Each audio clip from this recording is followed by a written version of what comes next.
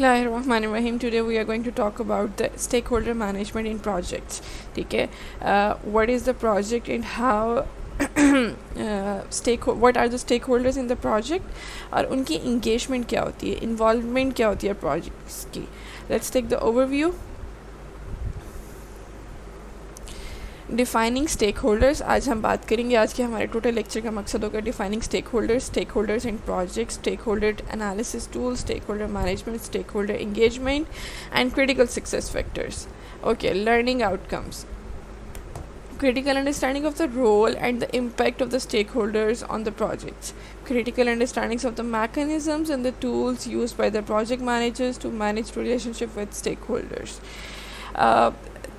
हम ये बात करना चाह रहे हैं और हम ये बताना चाह रहे हैं कि ये रोल क्या होता है स्टेक होल्डर्स का किसी प्रोजेक्ट में और उसका इम्पैक्ट क्या होता है, एज़ वेल एज़ एक मैकेनिज़्म अंडरस्टैंड करने के लिए जो हमारे पास टूल्स होने चाहिए प्रोजेक्ट मैनेजर को, वो कौन से टूल्स होते हैं जिसके थ्रू वो अपना relationship with stakeholders, communication with the stakeholders strong रखेगा कि लेटर ऑन किसी भी किस्म का कोई मसला फेस ना करना पड़े उसको.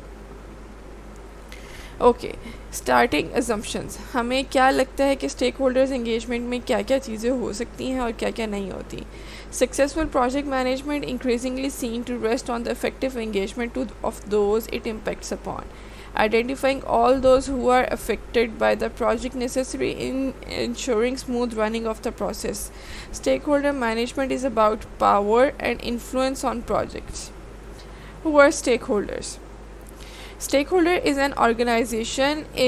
In an organization is a group or individual who can affect or is affected by the achievement of the organization's objective. This is the definition of the stakeholder as per the Freeman, जिसने इसको सबसे पहले 1984 में define किया था.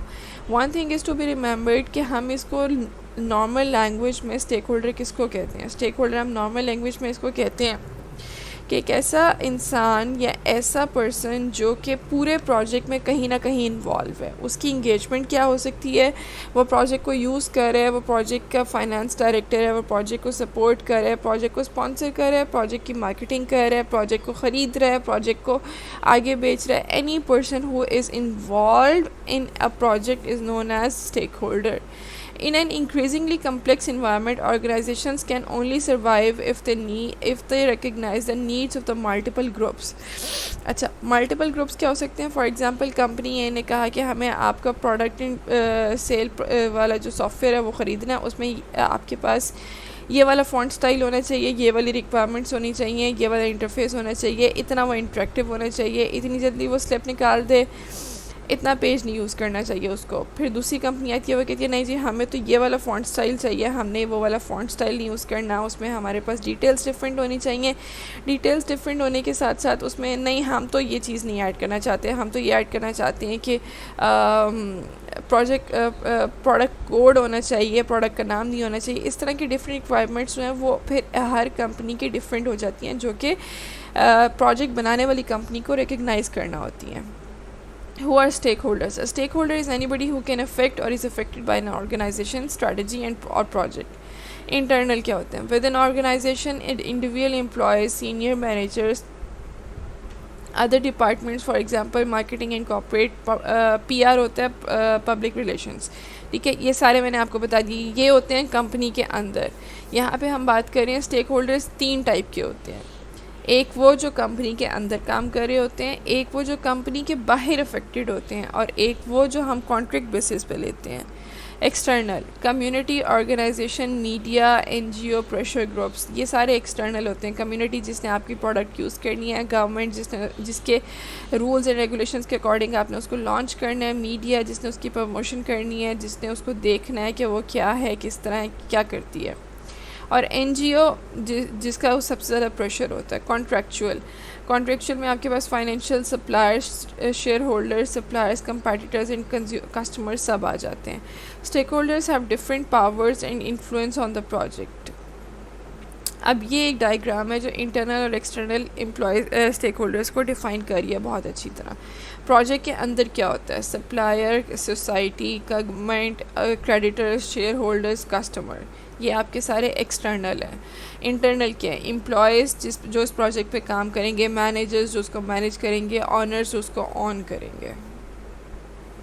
People outside the team, people outside are the project team, people directly associated with the project and the part of the governance structure. अच्छा, ये वो बताना चाह रहा है बेसिकली आपको कि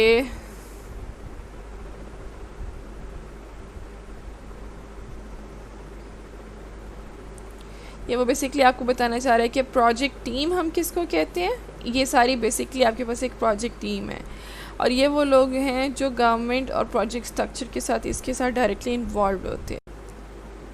okay, why is it important to undertake the stakeholder analysis in engagement. हमें किसी भी प्रोजेक्ट में स्टेक होल्डर्स को एनालाइज करना, उनकी रिक्वायरमेंट्स को एनालाइज करना, उनके बिहेवियर को एनालाइज करना और उनकी इंगेजमेंट को एनालाइज करना कितना इंपॉर्टेंट होता है और ये क्यों इंपॉर्टेंट होता है.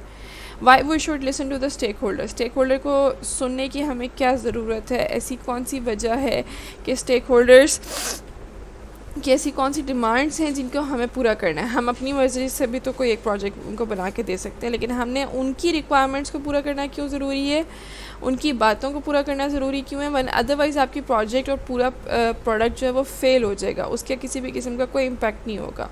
Stake holder requirements in measures. Stake holders any definition और group with an interest in the project process और आउटकम. एग्जांपल्स क्या होती हैं. प्रोजेक्ट कस्टमर्स, डिलीवरी टीम जो उसको एंड टाइम पे पहुंचाती है, एंड बेनिफिशरीज जो उसको एंड पे यूज़ कर रही होती हैं, anyone affected by the outcome, proponents and the opponents. ऐसे वो लोग जो उसमें अपोज करते हैं या जो उसको प्रमोट करते हैं. प्रोपोनेंट होते हैं, प्रोपोनेंट होते हैं जो उसको प्रमोट करते हैं. अपोनेंट्स वो होते हैं जो उसको अपोज करते हैं. स्टेक होल्डर्स की हम यहाँ पे अगर बात करें तो let's take an example of the ventilators right now according to the COVID situation in Pakistan. क्या होता है उसमें प्रोजेक्ट कस्टमर्स इन्वॉल्व होते हैं. प्रोजेक्ट कस्टमर्स वो लोग हैं जिन्होंने उसको ख़रीदना है. डिलीवरी टीम्स जिसने उसको एंड टाइम पे, फॉर एग्जांपल हम कहते हैं प्रोजेक्ट कस्टमर्स में आपके पास पंजाब गवर्नमेंट है जिसने उसको ख़रीदना है. फिर हम कहते हैं डिलीवरी टीम्स वो हैं जो गवर्नमेंट के रूलिंग अथॉरिटीज़ हैं, ये सप्लाई चेन वाले हैं जिन्होंने एंड टाइम पे पंजाब के किसी ऐसे हॉस्पिटल में पहुंचाना है जहाँ पे अभी तक किसी भी किस्म की कोई ऐसी चीज़ पहुंची नहीं थी. अच्छा, फिर हम ये कहते हैं कि एंड बेनिफिशरीज वो लोग जो इस टाइम कोविड से अफेक्टेड हैं वो लोग हैं. Any one affected by the outcome जो उससे डायरेक्टली अफेक्ट हो सकते हैं, डॉक्टर्स, पेशेंट्स, एनी वन. ठीक है. प्रोपोनेंट्स जो कहते हैं किसी वेंटिलेटर यूज़ नहीं करना चाहिए, वेंटिलेटर को फ़ौरन पहुंचना चाहिए, पाकिस्तानी मेड होना चाहिए. अपोनेंट्स वो कहते हैं नहीं जी हमें वेंटिलेटर अच्छी क्वालिटी वाला चाहिए, हम तो पाकिस्तानी यूज़ ही नहीं करेंगे, तो वो अपोज कर रहे हैं. ठीक है. अच्छा, रिक्वायरमेंट्स की बात कर लेते हैं. व्हाट ईच इंडिविजुअल और group wants from the process और आउटकम. डिफाइंड रिक्वायरमेंट, कॉन्ट्रैक्ट और implicit legal, moral, commercial, competitive requirements. जब आपने ख़रीदना है वेंटिलेटर तो आपकी क्या रिक्वायरमेंट्स थी और आप उन रिक्वायरमेंट्स को लेकर किसके पास जाते हो, किससे आप लीगली बात करते हो, आप उनसे क्या एक ऐसा रिक्वायरमेंट का डॉक्यूमेंट जो है वो तैयार करवाते हो. मेजर्स और matrices. The means by which it will be determined during and post project whether those requirements have been met. level of the compliance to the requirements, customer satisfaction, level of return on the investment.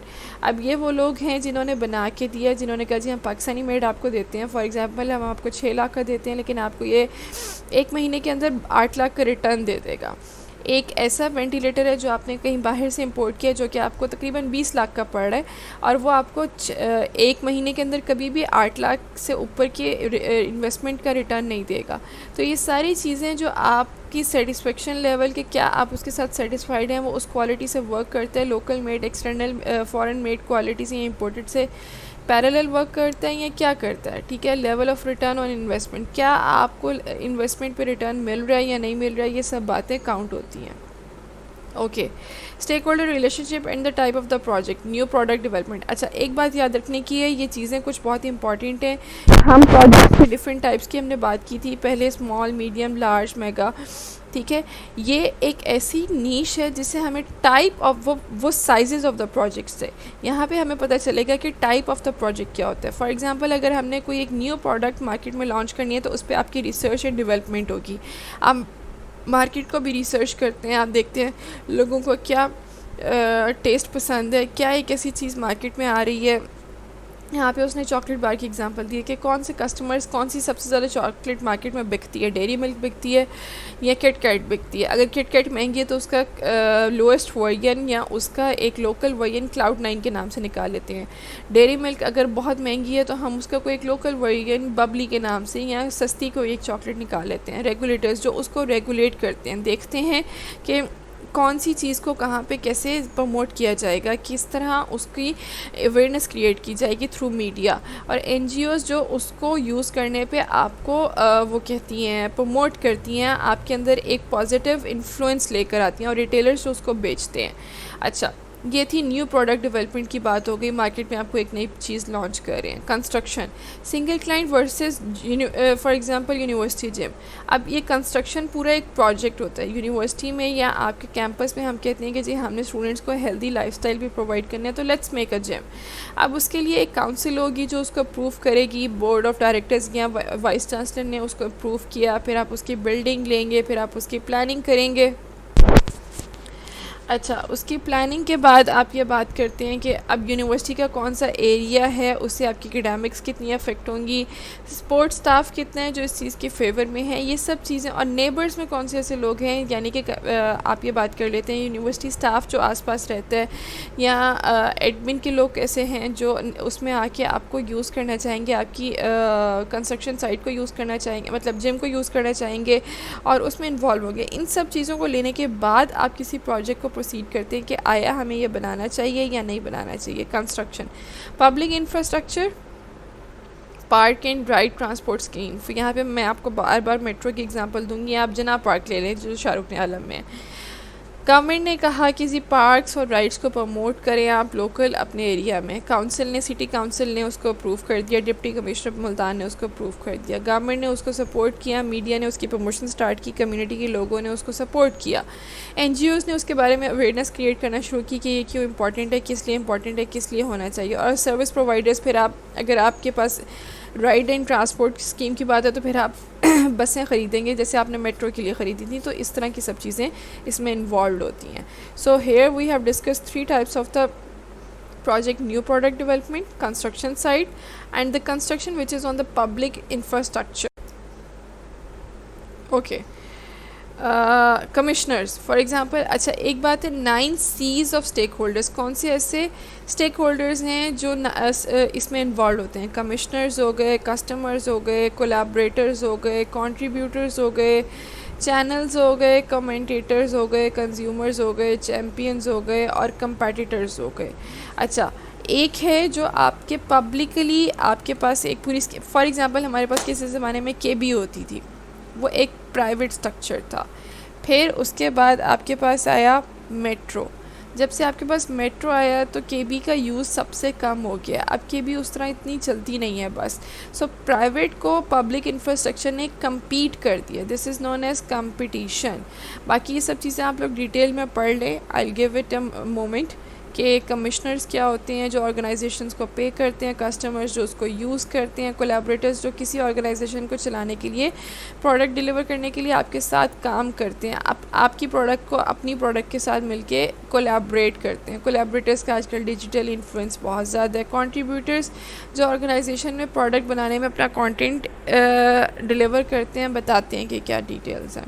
Channels जिनके through उसको provide किया जाएगा। Commentators जो उस पर बात करेंगे, सारी डिटेल्स चेक करेंगे। और कंज्यूमर्स जो उसको यूज़ करेंगे। और चैम्पियंस जो बिलीव करते हैं कि प्रोजेक्ट को किस तरह हेल्दीली प्रमोट किया जाएगा। Okay, managing stakeholder requirement, process flow. Let's start from the plan.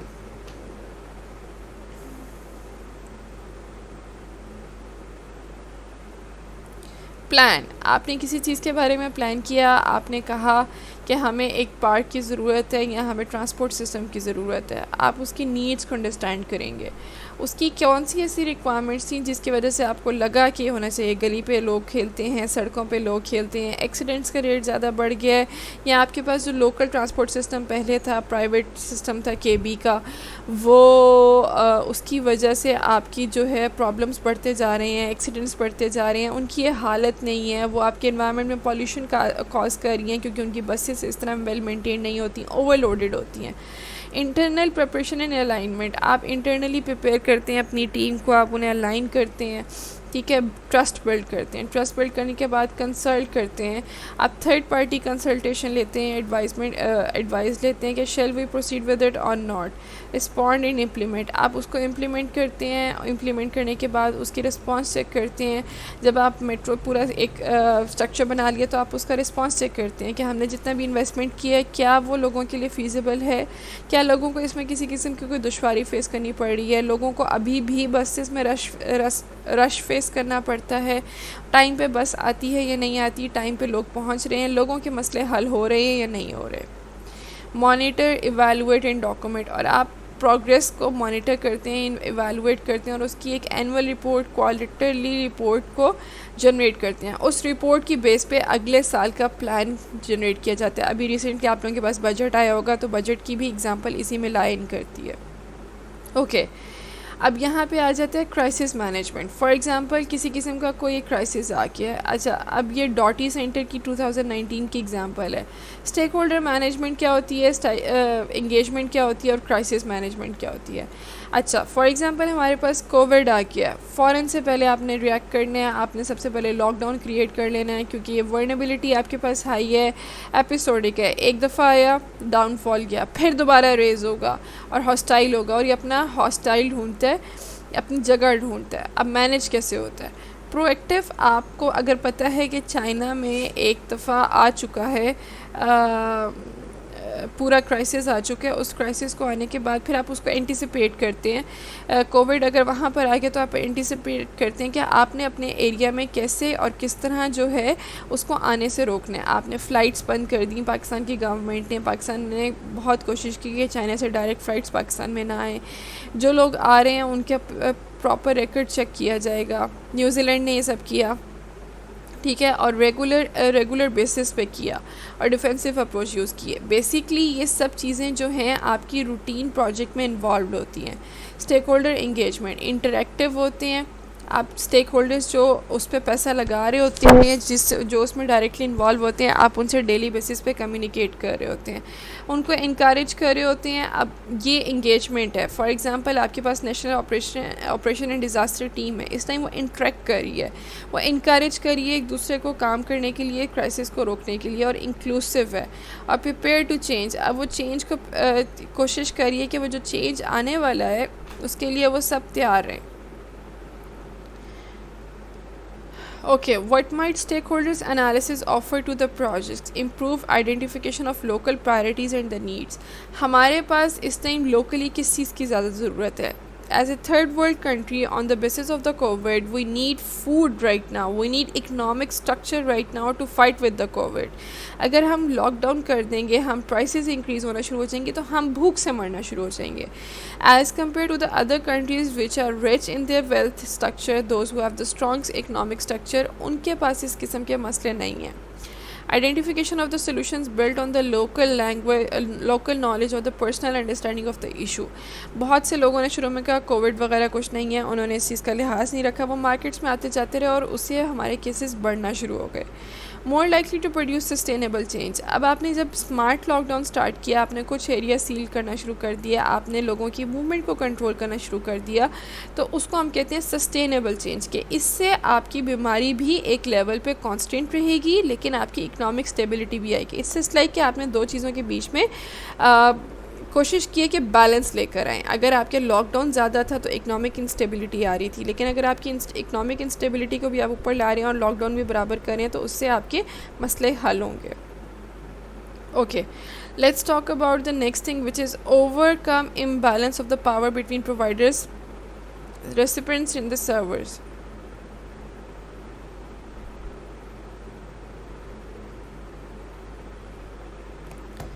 Okay, ये मैंने आपको बता दिया, बैलेंस वाली बात कर ली। Shorter time to the market में कितनी जल्दी हर चीज़ प्रोवाइड होनी चाहिए। जैसे हमारे सारे हैंड सैनिटाइजर्स ख़त्म हो गए थे, फिर हमारे पास चीनी की प्राइसेस हाई होना शुरू हो गई थी इकोनॉमिक डिज़ास्टर में, फिर उसके बाद आपके पास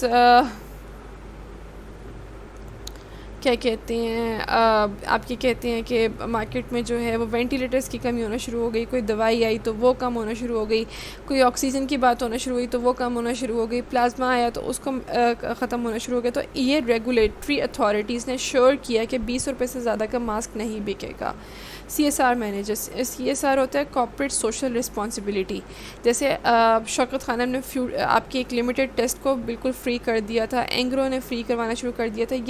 ये वो ऑर्गेनाइजेशंस थी जिनके पास पैसा था। CSR ऑर्गेनाइजेशंस में आपको इस टाइम एहदी मिलता है, मैनेज कर रहे होते हैं, वो कॉर्पोरेट सोशल रिस्पॉन्सिबिलिटी ले रहे होते हैं। इस तरह बहुत सी और ऑर्गेनाइजेशंस हैं जो बेसिकली मल्टी स्ट्रक्चर है, लेकिन वो मेक श्योर कर रही हैं कि वो कम्युनिटी को या सोसाइटी को किसी भी किस्म का कोई फ़ायदा प्रोवाइड कर सके। Enhance legitimacy of and support for the decision making। किस लेवल पे कौन सा डिसीजन लिया जाएगा, किस तरह कैसी चीज़ें मैनेज होंगी, ये सारे स्टेक होल्डर्स और गवर्नमेंट मिल के काम करती है। कॉन्टेक्चुअल फैक्टर्स, अब यहाँ पे ये बात आ जाती है स्पेसिफिक ड्राइवर्स क्या होते हैं। Need of service users, policy planners और the strategies, service providers and the service performance. Contextual specific drivers, contextual drivers and instrumental drivers, ये आप देख लें, इसकी ज़्यादा ज़रूरत नहीं है। You may just go through the challenges, आप ये देख लेते हैं कि कौन सा किस चीज़ को हैंडल कर रहा होता है। What we need to know, how many different group stakeholder groups, कि हमारे पास स्टेक होल्डर्स के कितने डिफरेंट ग्रुप्स हैं। व्हाट दे वांट, वो क्या चाहते हैं। प्रीवियस रिएक्शन, उनका प्रीवियसली क्या रिएक्शन था। Likely impact of project on stakeholders, stakeholders के ऊपर उनका क्या, प्रोजेक्ट का स्टेक होल्डर्स को क्या फ़ायदा है। अच्छा, possible conflict between stakeholders, stakeholders के ऐसे, अच्छा बहुत से ऐसे लोग होंगे अपोजिशन और गवर्नेंस के बीच में आपने किस तरह बैलेंस लेकर आना है, किसी चीज़ को किस तरह अप्रूव करवाना है। Is this a project you should primary manage और इंगेज योर स्टेक होल्डर्स, क्या आपको लगता है कि जिस प्रोजेक्ट पे आप काम कर रहे हैं कि इसमें आपको स्टेक होल्डर्स को इंगेज करना चाहिए, या आप बस प्रोडक्ट बना के दे दें। फॉर एग्जांपल, आपको स्टेक होल्डर ने कहा कि मुझे एप्लीकेशन बना के दे दो, आपने उसकी किसी भी किस्म की इन्वॉल्वमेंट नहीं रखी, आपने अपनी मर्ज़ी से एप्लीकेशन बना के दे दी और एंड में वो कहते हैं मैंने तो आपसे एप्लीकेशन मांगी नहीं थी। स्टेक होल्डर एनालिसिस टूल, अब ये टूल्स हैं जिनके थ्रू हम मैनेज कर सकते हैं कि स्टेक होल्डर्स किस लेवल पे खड़े हुए हैं आपके प्रोजेक्ट में। फॉर एग्जांपल,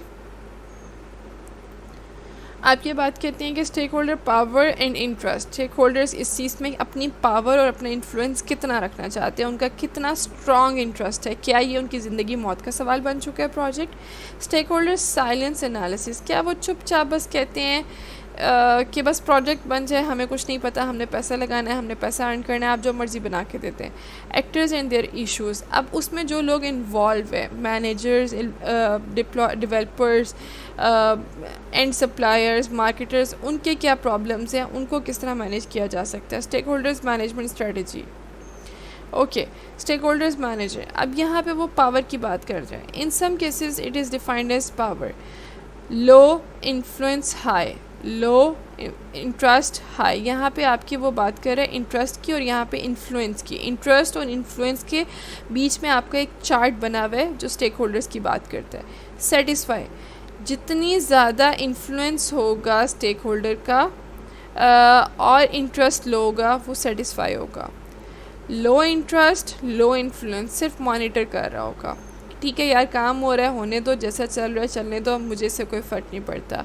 इंटरेस्ट उसका हाई है लेकिन इन्फ्लुएंस उसका काम है, उसने थर्ड पार्टी को सारे राइट्स दिए हुए, वो कहता है वो जैसे मर्ज़ी मैनेज करे, जो मर्ज़ी देखे, तो उसके वहाँ पे वो इन्फॉर्म ज़्यादा करना पसंद करेगा। वो एक एक बात को बताएगा कि नहीं मुझे ये चीज़ इस तरह चाहिए थी, मैंने ये चीज़ यहाँ पे लगवानी थी, मैंने इस काम को यूँ करवाना था, मैंने इतने से ज़्यादा महंगी डेटाबेस नहीं ख़रीदनी थी, मैंने 6 लाख से ज़्यादा का प्रोजेक्ट नहीं करना था, आपको 3 लाख में मैनेज करना चाहिए था ताकि आपको 2 लाख का प्रॉफिट होता और 1 लाख हम रिज़र्व रखते। हाई इन्फ्लुएंस, हाई इंटरेस्ट, वो ख़ुद ही मैनेज कर रहे होते हैं, वो बीच में आपको थर्ड पार्टी को बोलने ही नहीं देते। अच्छा, अब ये बात आ गई है कि stakeholders power impact for change projects to implement source coding by consultants to provide NHS clinical coding. High power, chief executive है, फाइनेंस डायरेक्टर है, BMA रेपुटेशन है, कंसल्टेंट, मेडिकल स्टाफ, ये छोड़ दें, आप लोगों के बस की बात नहीं है, मैं इसको आगे रिमूव कर रही हूँ। ओके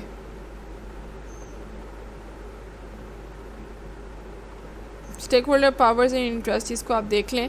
जहाँ पे आपका इंटरेस्ट हाई होता है, इंटरेस्ट लो होता है, पावर ज़्यादा होती है, वहाँ पे क्राउड इकट्ठा हो जाता है। इंटरेस्ट हाई है, पावर लो है, तो सब्जेक्टिव डिस्कशन होती है। इंटरेस्ट लो है, पावर हाई है, तो वो लीडर्स होते हैं, वो दूसरों से काम करवा रहे होते हैं, उनको इंटरेस्ट नहीं होता, वो सिर्फ मैनेज कर रहे होते हैं। अच्छा, इंटरेस्ट भी हाई है, पावर भी हाई है, तो वो सिर्फ प्ले कर रहे होते हैं, वो प्लेयर्स होते हैं, वो बता रहे होते हैं कि आया इस प्रोजेक्ट में उनकी कितनी इन्वॉल्वमेंट है और वो इस प्रोजेक्ट को किस तरह लेके चलना चाह रहे हैं। अच्छा, ये पावर, अर्जेंसी और लेजिटिमेसी की बात कर रहा है, ये मैं आप लोगों को इस तरह नहीं समझा सकूँगी, so will discuss it later. Salience analysis की वो बात कर रहा है कि पावर का कुछ हिस्सा आपने वेन डायग्राम में ऐड कर दिया, लेजिटिमेसी का आपने हर जगह ऐड कर दिया, अर्जेंसी की बात कर दिया। टाइप ऑफ स्टेक होल्डर्स में वो बात करते हैं लेटेंट। ये चीज़ें आपको सर्च करनी पड़ेंगी, let's just skip it for the while. की इश्यूज़, पर्सनल गेन। अच्छा, आई विल एक्सप्लेन इट। फ़िलहाल आपको ये क्वेश्चंस को अंडरस्टैंड करना ज़्यादा इंपॉर्टेंट है। आपको यहाँ से पता चलेगा कि कौन से क्वेश्चन स्टेक होल्डर से पूछे जाते हैं ताकि उनको एनालाइज़ किया जाए और फिर उसके बाद हम चार्ट्स बनाएंगे। फाइनेंशियल एंड इमोशनल इंटरेस्ट, आखिर ऐसी कौन सी वजह है जिसकी वजह से वो इस प्रोजेक्ट में इन्वॉल्व है? उसकी इमोशनल अटैचमेंट है। इज़ इट पॉजिटिव अटैचमेंट और नेगेटिव अटैचमेंट? क्या वो जो आएगा उसको वो इमोशनली ऑन करेगा या फाइनेंशियल होगा, या सिर्फ उसको उसमें फाइनेंशियल गेन नज़र आ रहा है तो बस उस पर वो काम करना चाह रहा है? What motivates them most of all, आखिर ऐसी कौन सी चीज़ होती है जो उसको उनको मोटिवेट करती है सबसे ज़्यादा? What information do they want from you, आखिर ऐसी कौन सी इन्फॉर्मेशन है जो उनको आपसे चाहिए? ठीक है, फॉर एग्ज़ाम्पल कोई एक बंदा है जो कहता है जी मैंने ऑप्टिकल फ़ाइबर बिछवाना है, लेकिन उसको बलूचिस्तान में, और उसका ऑप्टिकल फ़ाइबर का सिर्फ उसने नाम सुना था और उसने कहा था कि मैंने काम करना है, लेकिन उसको डिटेल्स नहीं पता। तो आप उसको पूरी डिटेल्स बताएंगे, उससे आप पूरी डिस्कशन करेंगे, आप उसको हर चीज़ की डिटेल्स बताएंगे।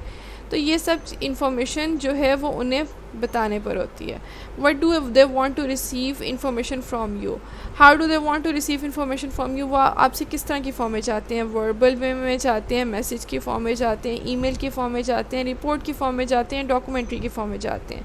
What is their current opinion of your work, उनको कैसा लगता है कि आपने जो अब तक काम किया है क्या वो अच्छा है, क्या वो बुरा है? ये चीज़ आप ओवर एंड ओवर अगेन उनसे चेक करते रहते हैं। व्हाट इन्फ्लुएंसेस देयर ओपिनियंस, आखिर ऐसी कौन सी चीज़ है बाहर के लोगों ने कहा कि यार तुम लोग पागल हो, तुम लोग क्या काम कर रहे हो, तो उसकी वजह से उनकी वो पूरे के पूरा ओपिनियन चेंज हो जाता है। सुबह कोई बात करते हैं, अगली सुबह कोई बात करते हैं, तीसरी सुबह वो कहते हैं कि जी हमने तो प्रोजेक्ट ही नहीं करना था। If they are not likely to be positive, what will win them around to support your project? If you don't think you will be able to win them around, how will you manage to the opposition? अगर आपको लगता है कि जो आपने अपना project लेके गए थे, आपने उनमें जो लोग उसको अपोज कर रहे हैं उनको किस तरह मैनेज करेंगे? आपके पास ऐसे कौन सी स्ट्रेंथ्स हैं अपने प्रोजेक्ट की, अपनी टीम की, जिसके बेसिस पे आप अपना अप्रूवल ले लेंगे? Who else might be influenced by their opinions, आखिर ऐसे कौन से लोग हैं जिनके इन्फ्लुएंस से वो लोग who else might be influence by their opinion? Stakeholders जाके अगर कहीं पे कहते हैं जी हमने बलूचिस्तान में ऑप्टिकल फाइबर पर जाना है, तो क्या गवर्नमेंट ऑफ सिंध इस चीज़ को एक्सेप्ट करेगी? वो इस चीज़ के साथ खड़ी होगी, वो इस चीज़ को देखेगी? Do these people become stakeholders in their own right? क्या आपको लगता है कि ये स्टेक होल्डर्स जो हैं वो उनके पास अपना राइट है, वो अपने राइट्स को यूज़ करना पसंद करते हैं या नहीं करते? अच्छा, स्टेक होल्डर इंगेजमेंट की बात आ जाती है। Interactive, encourage, inclusive, prepare to change, किसी भी टाइम उनको अगर किसी भी किस्म का चेंज चाहिए तो क्या वो चेंज करना चाहते हैं? फॉर एग्जांपल उन्होंने कहा जी आराम से आप अपना काम करें, सारे डेवलपर्स को कहा, लेकिन ऑल ऑफ सडन उन्हें लगता है कि जी इंटरनेशनल सर्वे आ गया और वो आपको अब डंडा दे रहे हैं कि आपने प्रोजेक्ट जल्दी कंप्लीट करना है, आपके ये प्रोजेक्ट फ़ौरन कंप्लीट हो जाना चाहिए। तो क्या आपको ये चीज़ें मैटर करती हैं? Stake holder engagement. अच्छा, establish project parameters, success criterias and barriers, review and monitor, early flagging of the problems. आपको नज़र आ रहा है कि 6 महीने बाद ये मसला आएगा, ये जो कोड लिखा हुआ है ये सिर्फ 6 महीने तक की फ़ाइल स्टोर कर सकता है और इसके बाद ये प्रॉब्लम क्रिएट कर देगा। यहाँ पे सिर्फ 6 महीने का स्टॉक मुल्क में रखा हुआ है वेंटिलेटर्स का, तो इसके बाद 6 महीने में का अगर 3 महीने में ख़त्म हो गया तो हम क्या करेंगे, तो आपके पास एक बैकअप प्लान होना ज़रूरी है। तो इस तरह की फिर आप टेक्निक्स यूज़ करते हैं जो आपको पीछे हेल्प आउट करती हैं। Critical success factors for the stakeholder management. अब ये क्रिटिकल सक्सेस फैक्टर्स हैं जो आपको हेल्प आउट करेंगे। अच्छा, okay, let's look at the critical success factors for today and then we will resume tomorrow. Managing stakeholders with social responsibilities, economical, legal, environmental, ethical, इसको हम pastel analysis भी कहते हैं कि आप पास जो प्रोजेक्ट लेकर स्टेक होल्डर आया है क्या वो आपके लिए फ़ीज़िबल है, क्या आपके पास वो यहाँ पे आप पाकिस्तान में पॉसिबल है, क्या आप पाकिस्तान में पब बार खोल सकते हैं, नहीं खोल सकते because it's an Islamic state. तो फिर आप ऐसा कौन सा ऐसा प्रोजेक्ट करेंगे जो इन्वायरमेंटली भी सेफ़ हो, आप यहाँ पे बैठ के इन्वायरमेंट को हार्म भी ना करें, लीगली भी वो एक्सेप्टेड हो, इकनॉमी भी उससे जनरेट हो और एथिकल भी हो। ठीक है, तो आप ऐसी कौन सी कम्युनिटी ऑर्गेनाइजेशन स्टार्ट करेंगे। Formulating a clear statement of the project missions, identifying stakeholders properly, understanding areas of stakeholders interest, exploring stakeholders needs in the constraints of the project, exploring stakeholders, assessing stakeholders behavior, predicting the influence of the stakeholders accurately, assessing attributes, power, urgency and the proximity of the stakeholders, analyzing conflicts and the correlations among stakeholders, compromising conflicts among stakeholders effectively, keeping and promoting a good relationship. अगर आपको किसी बात पे लगता है compromising conflicts, अगर उनको कहते हैं नहीं जी हम ये चीज़ इसी तरह चाहते हैं, तो आप बीच का रास्ता इख्तियार करेंगे, आप अपनी बात उन पर ठोंसेंगे नहीं।